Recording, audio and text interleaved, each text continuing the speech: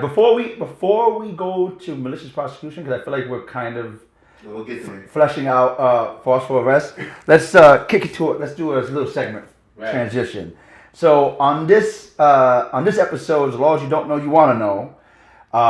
Apropos to civil rights litigations, we're gonna get a little bit deeper on a topic we brought up on one of our previous episodes: the 4 levels of DeBoer street encounters. Yes. Right. So because this factors into civil rights litigations probably all the time. Yes, it does.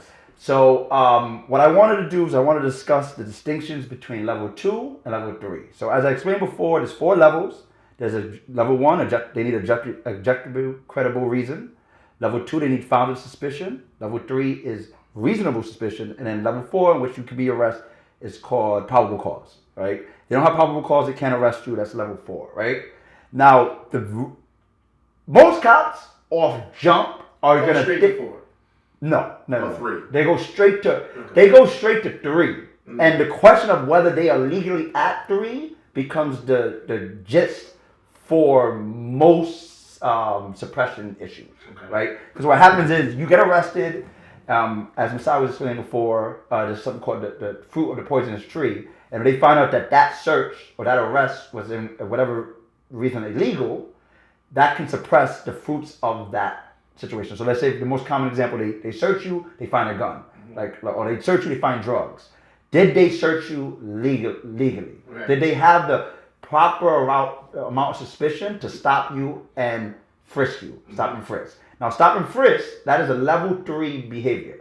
If they don't have reasonable cause to believe that you're involved in a misdemeanor or felony, right? And beyond that, because the distinction of whether they can just stop you or they can also frisk you determines on what they are accusing you of, right? So, for example, let's say, I'm trying to think of a good example, there's a car accident, right? Like a car accident, and you get out the car and you walk away from the situation, and now they're trying to determine that, all right, we're trying to find that person. They give you a description, right? You're walking down the street. The description is a white shirt, shorts, right? There's a lot of people that might fit that description. So you might not necessarily be the person that actually committed that crime. Right. But they have reasonable cause to detain anyone that fits that description, right? So boom, they get the description. They put a bulletin out, over the radio. They see someone with a white shirt and shorts. They can detain that person. Because the crime is not a violent crime, they cannot simultaneously search you at that time, right? And the reason why they would be detaining you is to attempt to get the what's left over from reasonable cause to probable cause. And they're gonna, in that situation, what they would do is they would bring the victim or any witnesses to where they detained you to identify you and do what's called a show up, which they show up. Hey, is that him? And then if they can bridge the gap between reasonable cause and probable cause, they'll arrest you. Right. Now, like I was explaining before, is most cops are going to think they're at reasonable suspicion, and that's going to be the determination. Reasonable suspicion is looking at you. Cops is like, yo, I'm there. Yeah. I got it. He's walking down the street. I got it, bro. I'm going to stop him. I got it. And the question of whether they have it or not, that's going to be determined of whether they search you legally or not, right? Like I said, it has to be a violent crime that they're suspected of. They want to search you before they get to the level of probable cause.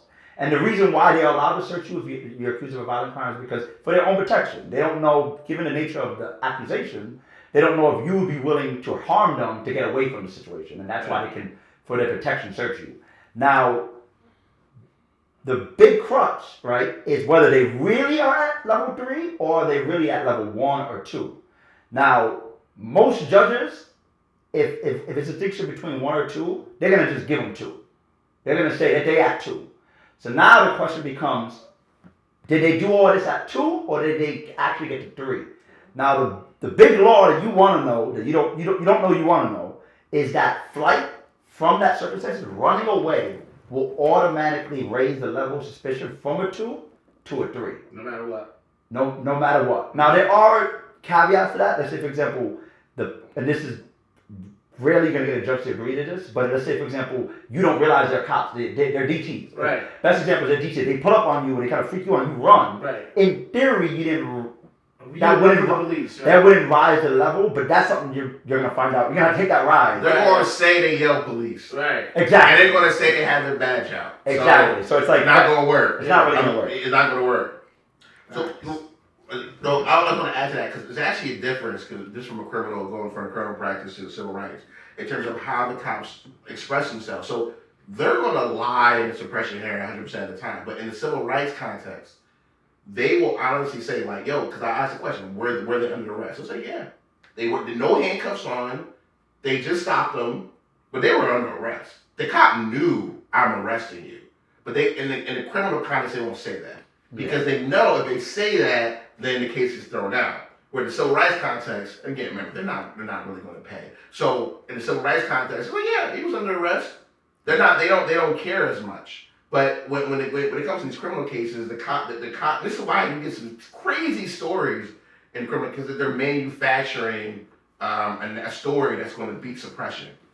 Exactly. So they got to make every step that has to be this person did this, and then I did this. I yelled police, and then I yelled stop. And when after I yelled police and I yelled stop, then he took off running. And after he yelled police and after he yelled stop, he took off running. Then I proceeded after him. And then when he proceeded after him, I saw him toss an object into the trash can. And that object, when I was able to look into that trash can, I saw this object was a gun.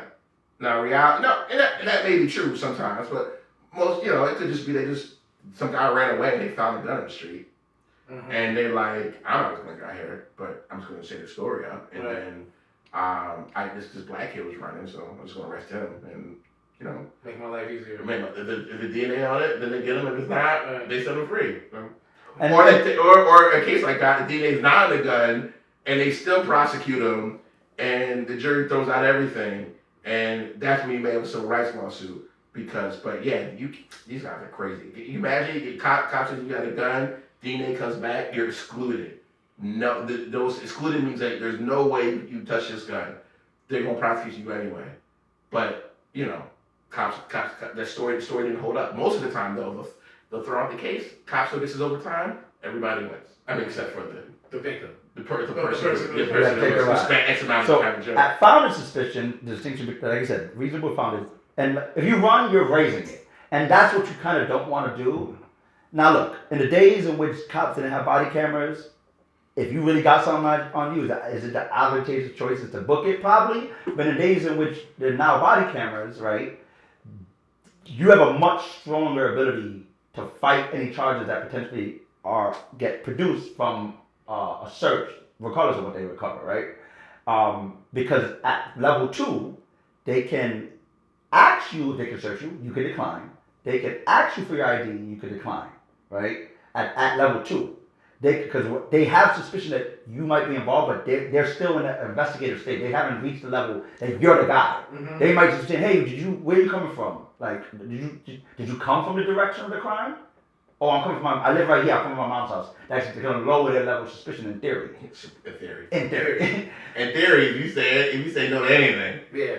You're the one. You're a criminal. Yeah. You did something wrong. Yeah. You're gonna find out what it is. You know what I mean? I mean, this becomes more prevalent in the age of body cameras because these cases now are going to be a live or die based on what these body cameras capture.